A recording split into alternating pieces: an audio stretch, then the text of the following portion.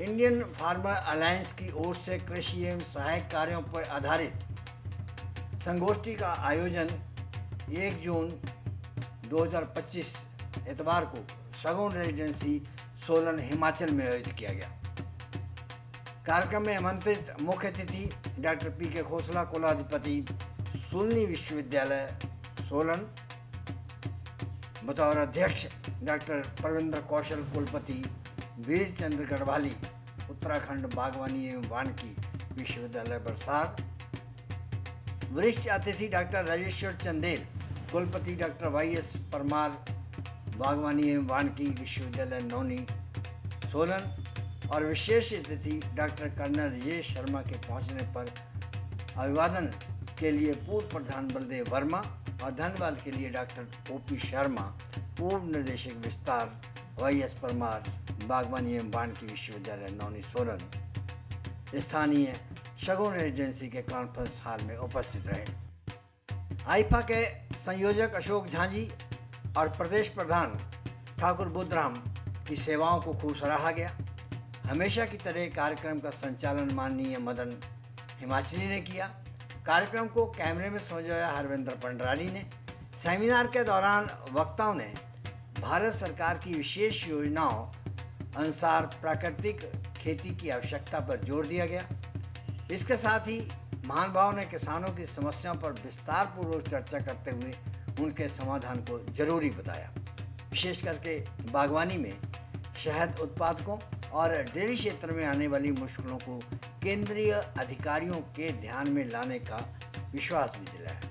इस दौरान लुधियाना से धर्मेंद्र ओबराय, शहीद भगत सिंह नगर से चरणजीत सिंह बंगा, कश्मीर से निसार अहमद, उदयपुर राजस्थान से सूरज सिंह, चित्तौड़ से मुकेश जाट, उदयलाल जाट, रतनलाल, बद्रीलाल जाट, महाराष्ट्र से विट्ठल भाई, शंकर लाल, भागीरथ दास, कुंजपुरा करनाल से अमित पावा, समीर पावा, समौरा से वंश चोपड़ा, नगला राडौन से अरविंद्र भारद्वाज, हिमाचल चैल से लंबरदार आत्म स्वरूप और दीपराम, धारों की धार से करण सिंह, कंडाघाट से नारायण सिंह ठाकुर और इंद्र सिंह, कायलर से बहादुर सिंह वर्मा, प्रताप सिंह भगनाल, डी.डी. शर्मा, एन.के. भाटिया, मैडम सरला भाटिया, उप मंडल प्राथमिक शिक्षा अधिकारी धर्मपुर, राजेश डांगरी सोलन के नाम उल्लेखनीय रहे। अब सुनते हैं इन वक्ताओं को कि उन्होंने क्या कहा। My journey started हिमाचल में डॉक्टर परमार के साथ। डॉक्टर परमार मेरे कुलपति ने मुझे परमार साहब से मिलने के लिए कहा। मैं उनको हाउस तख्त बनाने में काफ़ी रुचि थी और उन्होंने मुझे टाइम दिया। यंग था, 35-36 साल का, तो मुझे कुछ झिझक भी नहीं थी, क्योंकि अगर जैसे जैसे आप उम्र में ग्रो करते हैं आपको दूसरे के औहदे का ज़्यादा होता है। मैंने उनसे फ्री एंड फ्रैंक बातें की। मैंने कहा कि जब तक हमारे प्रांत की खेती, आज भी मेरे विचार वही हैं, प्रकृति को नहीं देखेगी वो आगे नहीं बढ़ सकती। प्रकृति ने तो हमें जंगल दिए हैं, जंगल में बड़े पेड़ भी होते हैं, छोटे पेड़ भी होते हैं, झाड़ियाँ भी होती हैं, जमीन पे भी घास होता है। We need to copy the nature. उन्होंने डॉक्टर खोसला, मेरे मन में यही विचार आता है कि किसान को लकड़ी भी चाहिए, किसान को इनकम भी चाहिए, किसान को पशुओं को चारा भी चाहिए, सब कुछ चाहिए। तो हमारी खेती तो पहाड़ की ऐसी ही होनी चाहिए। उन्होंने मुझे कहा मैं जैसे ही लड़का था तो मैंने कह दिया जी आप विदेश घूम के आओ, आप जाइए गो टू अमेरिका और यूके, यूरोप, आप डेवलपिंग कंट्रीज वहाँ पर ईस्ट की तरफ। उन्होंने प्रोग्राम बनाया इसमें भी मुझे भी मौका मिला उनके साथ जाने का। उनके विजिट के बीच तो मैंने बोए थे तो उनके उनके दिमाग में हमेशा हिमाचल का विचार रहता था। डिस्कशन में वहाँ एक पॉइंट बोला, रिमेंबर द प्लेस कहाँ थे, कि प्रकृति की अगर नकल मारनी है, कॉपी करना है, तो जंगली बनाने पड़ेंगे, इतनी बड़ी तो बाहर नहीं हो सकती इस प्रकार की। We should have trees, we should have bushes, we should have ground floor. फर्क कितना है? अभी तो जो उग रहा है कंपटीशन उग रहा है, होना ये चाहिए जो मैन मेड। वो आदमी सोच रहे मैंने यहाँ कहा क्या लगा सकता हूँ, क्या कहाँ से मुझे इनकम हो सकती है। मैं इसलिए बात करूँगा, पुरानी बातें हैं, तो उन्होंने इसको अडॉप्ट भी किया और काफ़ी प्रचार भी किया, फॉरेस्ट्री वर्ल्ड टूर भी लगाया। पर आते जैसे हम वापस आए वर्ल्ड टूर से, प्रैक्टिकली उनके जो कंसेप्ट थे वो सब खत्म हो गए। और जिसमें जोर से शुरू किया गया था यूनिवर्सिटी,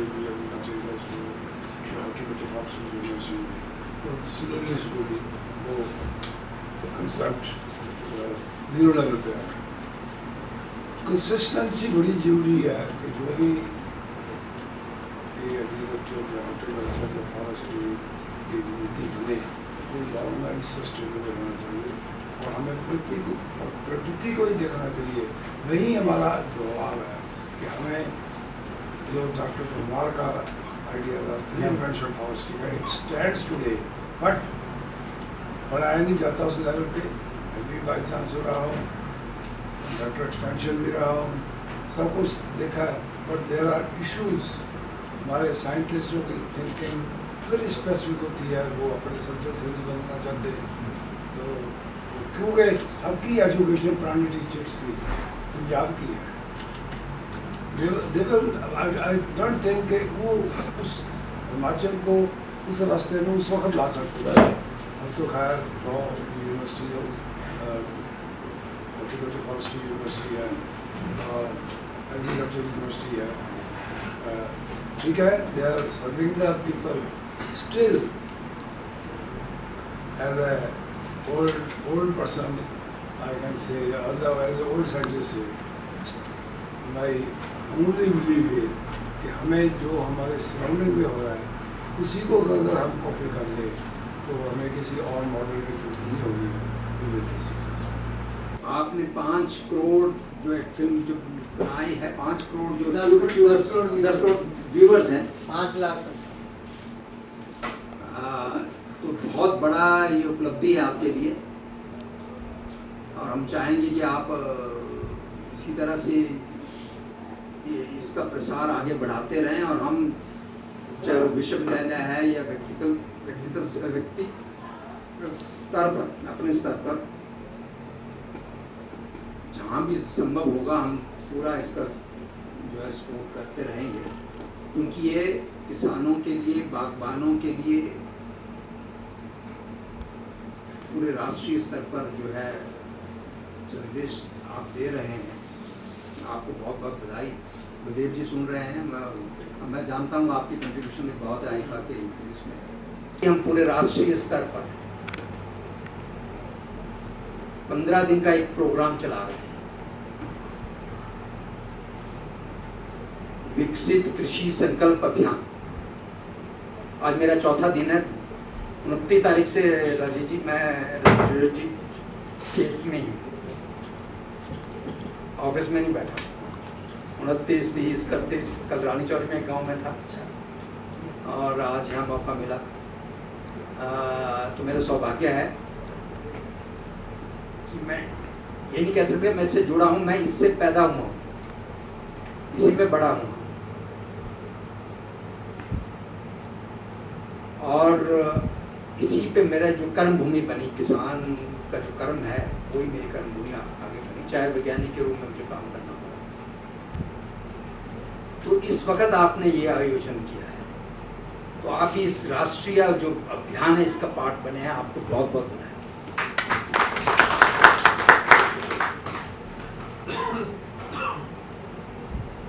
इस अभियान की मैं 2 बातें जरूर कहना चाहूँगा, क्योंकि बहुत खूबी से राजेश चंदेल साहब ने प्राकृतिक खेती का करना भी चाहिए, क्योंकि आपने तो इनको जननायक की उपाधि दी है। आपने भी, सब लोग मानते हैं कि इन्होंने शुरुआत जो है हिमाचल में एज ए लीडर की, और आज पूरे राष्ट्र स्तर पर ही नहीं, ग्लोबली अंतर्राष्ट्रीय स्तर पर भी इस नेचुरल फार्मिंग की, प्राकृतिक खेती के बारे में हम बात करते हैं। और आने वाले समय में इसकी जो इम्पोर्टेंस है, महत्वता जो है और ज़्यादा बढ़ेगी। जिस तरह से कोविड जैसी समय आया, हेल्थ कॉन्शियस हम हो गए सब लोग, और जैसा कि सबने कहा है, आप डी शर्मा जी ने कहा है, जहर की बात है, तो हमें एडवोकेट करना है इसको, ज़्यादा से ज़्यादा लोग प्राकृतिक खेती को अपनाएं। किसानों से जो विज्ञान उत्पन्न हुआ है और जो हमारे संस्थानों में उसका विस्तार होना बहुत आवश्यक है। ये बहुत बड़ा चैलेंज है। और आपका ये जो फिल्म का है और जो किताब भी आप पब्लिश कर रहे हैं, ये बहुत बड़ा योगदान है इस दिशा में।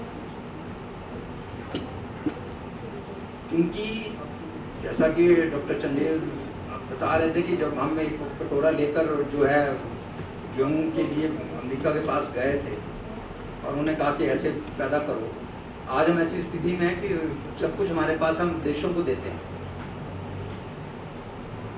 मगर जब हम विकसित भारत की बात करते हैं, जो कि हमने कहा, हमने संकल्प लिया है 2047 में राष्ट्र को बनना है, उसमें विकसित खेती जो हमारी है, खेती का विकास होना बहुत जरूरी है।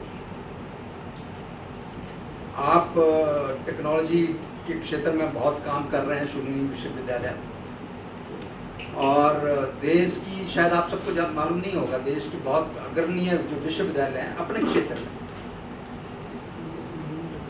उनमें शूलिनी विश्वविद्यालय एक है। तो जो भी जिस क्षेत्र में अग्रसर है, चाहे वो पशुपालन का क्षेत्र है, चाहे कृषि का क्षेत्र है, फसलों का है, चाहे बागवानी का है, या और कृषि से जुड़े व्यवसाय हैं, जिसका जो है, हम जो ज्ञान है, हम जब तक बांटेंगे नहीं, जो हमारे किसान अन्नदाता जिसको कहते हैं, उन तक नहीं पहुंचेगा, तब तक हम जो है इसका विकास नहीं कर पाएंगे। तो ये संकल्प जो है, मैं आज भी कहता हूँ, हम एक बार फिर दोहराएं इसको। और इसके साथ पशुपालन के क्षेत्र की बात उठी थी। मैं 3-4 दिनों से जब गांव में था, तो एक व्यक्ति ने कहा कि कृषि के बाद आप कर रहे हो, कृषि जो है बिना पशुपालन के अधूरी है। जो किसान कहते पशु नहीं रखता, तो कृषि नहीं, कृषक नहीं कहलाता है। और प्राकृतिक खेती तो इसका एक उदाहरण है। तो इसके लिए जो है, हम लोगों को जो है पशुपालन का भी जो है, इसको आगे बढ़ाना है।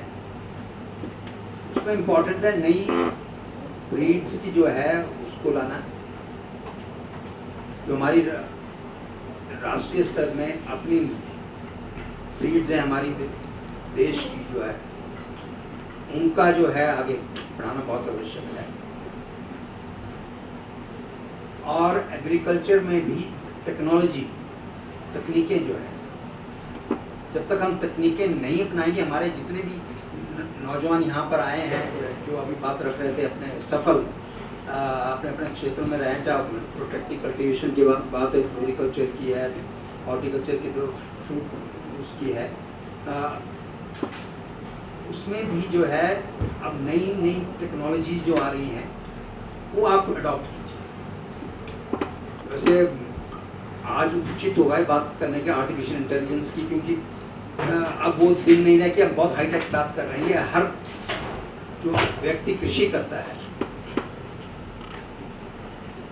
जो सफल किसान है, उसको अपनाना बहुत आवश्यक है। क्योंकि कोई भी तकनीक आज जब अपनाते हैं, अगले 10 महीने के अंदर अंदर वो जो है वो एब्सोल्यूट हो जाएगी। आर्टिफिशियल इंटेलिजेंस इतनी फास्ट है। मैं तो अपने जो हमारे वैज्ञानिक हैं उनको भी कहता हूँ कि आपको जो है आर्टिफिशियल इंटेलिजेंस से जुड़ना होगा। 1960 का जो वक्त था जब हम भोजन के लिए 2 समय का भोजन मिलता उसके लिए जूझ रहे थे, तो कृषि क्रांति हमारे सामने आई। समय की आवश्यकता थी, लेकिन 10 साल लगे जो भारतवर्ष के किसान को जो पोस्ट ग्रीन रेवोल्यूशन क्रांति के बाद की जो तकनीक थी उस तकनीक की ओर मोड़ने के लिए। क्योंकि जो तकनीक का उद्देश्य था कि भारत गरीब है, भूखमरी है, ज्ञान नहीं है, इसलिए अमेरिका से आयात तकनीक को भारतवर्ष की खेती पर लागू करना। परंतु भारतवर्ष के आम जन की, किसान की एक प्रतिबद्धता होती है कि जो मंच पर सामने बैठता है और बोलता है वो श्रेष्ठ है, उसका हम सम्मान करते हैं, क्योंकि हमारे ये कल पूर्वजों की कल्पना है। लेकिन उस जाने अनजाने में हम मंच पर बैठे लोगों को लगता है कि जो सामने बैठे हैं ये अनपढ़ है, इनको कुछ आता नहीं है, और ये जो हम बोलेंगे ये इनको कराना पड़ेगा। भारतवर्ष की खेती की जो कल्पना हम सबके सामने रखी वो सिर्फ 150 से 200 साल की कल्पना रखी गई, जब अंग्रेज ने हमारे ऊपर शासन, मुफ्त में काम करवाने की कल्पना उसमें आई। धीरे धीरे खेती को कैसे सरकारी संरक्षण में लेना, ये 150 से 200 वर्ष की कल्पना आई। लेकिन हमें ये भुला दिया गया कि 4वीं शताब्दी में, 5वीं शताब्दी में, 6वीं शताब्दी में भी आज भी हमारे पास क्षमा करना, वो डॉक्यूमेंट उपलब्ध है, कौन से नक्षत्र में कौन सा फल लगेगा, किस दिशा का बादल आ रहा है तो उसको उस बादल का रंग क्या है, इसलिए वर्षा कितनी होगी, कौन से नक्षत्र से पहले अगर हम फसल को ले लेते हैं तो कीट का नुकसान कम होगा। धीरे धीरे पोस्ट ग्रीन रेवोल्यूशन के बाद की जो तकनीक आई, हमें एक बात कही गई कि ये जो वैरायटीज हैं ये हाई यील्डिंग वैरायटीज हैं। हाई यील्डिंग वैरायटी से हमें समझा के चुप करा दिया गया, और जो हमारी अपनी फसल थी, स्थानीय वैरायटीज थी, हिमाचल प्रदेश में ही 184 धान की फसलें होती हैं, उसको बर्बादी का हमने क्या किया, हमने रोडू का काला धान उठाया, नगरोटा बागुआ में उसकी टेस्टिंग शुरू कर दी और फिर प्रूव किया साइंटिफिकली कि अच्छी फसल है, ये अच्छी बीज है। तो जो नया बीज आया उसके साथ जो टूल किट आया, ये समझने की आवश्यकता है। तो टूल किट आया, इरिगेशन देनी पड़ेगी, बीज का उपचार करना पड़ेगा, बीज के बीच में जो दूसरा बीज लगाते थे उसको हटाना पड़ेगा, फिर पहली डोज फर्टिलाइजर की जाएगी, इरिगेशन की 5-6 स्टेजेस उसमें फिक्स कर दी गई। भारत जैसे उस देश में जो वाटर डेफिशिएंट कंट्री रहा है उसमें इरिगेशन का शेड्यूल दे दिया। उसके बाद जब मोनोकल्चर आया तो ग्रीन क्रॉप आया, यूरिया जाता था, तो इंसेक्ट आया, इंसेक्ट ने थोड़ा खाना शुरू किया तो इंसेक्टिसाइड वाला पहुंच गया, उसे छिड़काव करना शुरू कर दिया, इंसेक्ट को पेस्ट में बदल दिया हमने। फिर जब पानी भी गया तो ह्यूमिडिटी बनी तो डिजीज भी आई, तो फंजीसाइड वाला आ गया। ऐसा करता करता पूरी कृषि विधा को इंडस्ट्री के साथ जोड़ दिया, और आज बीज से लेकर बाजार तक इंडस्ट्री अगर रेगुलेट करेगी तब किसान को कहां से प्रॉफिट आएगा। पिछले साल 2,29,000 करोड़ का जो सब्सिडी है वो हम सब किसानों के नाम से इंडस्ट्री को गई। इसलिए अगर अपनी विधाओं पे जाते हैं, जैसे मैंने बीच में बगनाल जी को पूछा कि प्राकृतिक खेती शुरू की थी, अनुभव क्या है, ये भारतवर्ष का ग्रीन रेवोल्यूशन के बाद पहला आंदोलन है जो किसान से किसान के बीच में चला और फिर उसको इंस्टीट्यूशन ने उसके पीछे चल के उसको उसकी विज्ञान को समझना शुरू किया। बहुत विरोध हो रहा है, अब भी विरोध हो रहा है। जब ये national mission on natural farming बना 5 बार ये पीएमओ से रिजेक्ट हो गया है, 5 बार। जब भी ये जाता था तो कभी नास से डॉक्यूमेंट निकल आता था, कभी नबार्ड से डॉक्यूमेंट निकल आता था, और उसको पूरा डेटा के साथ उसको जस्टिफाई करके कि भारत अगले 20 साल में भूखमरी की चपेट में आ जाएगा, ये प्राकृतिक खेती। तो गौरव की बात है हम सबके लिए कि 2018 में हिमाचल प्रदेश से जो स्कीम शुरू हुई थी प्राकृतिक खेती की, उसके अनुभव को आगे बढ़ाते हुए वर्तमान सरकार ने, माननीय मुख्यमंत्री जी ने इसको प्राथमिकता से बनाया और आज 60 रुपए किलो जो प्राकृतिक खेती से वीट उगाई जा रही है, 40 रुपए मेज का, 90 रुपए हल्दी का ये रेट फिक्स हो गया। अभी 2 महीने पहले पूरे सब डिवीजन को प्राकृतिक खेती सब डिवीजन घोषित कर दिया। अभी हम कोशिश कर रहे हैं 2-3 ऐसे और सब डिवीजन को प्राकृतिक, ऐसे छोटे छोटे पायलट करके सफलता के आयाम देके हम दुनिया को बता रहे हैं कि ना यील्ड कम होगी, ना किसान, सबसे बड़ी बात है प्रीमियम प्राइस की बात की गई।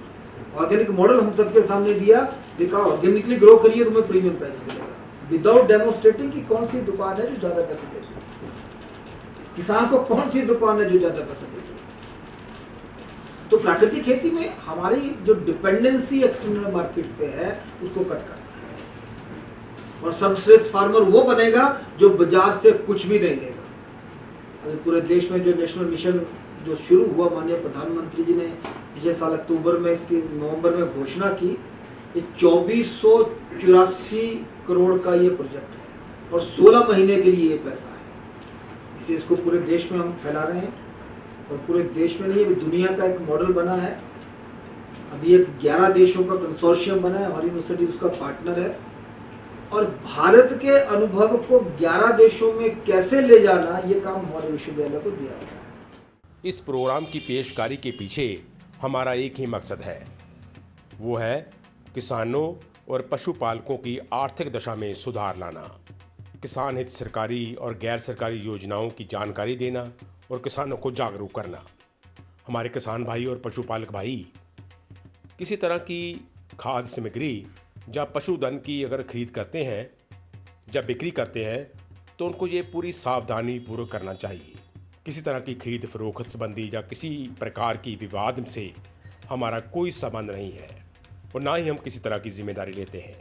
धन्यवाद।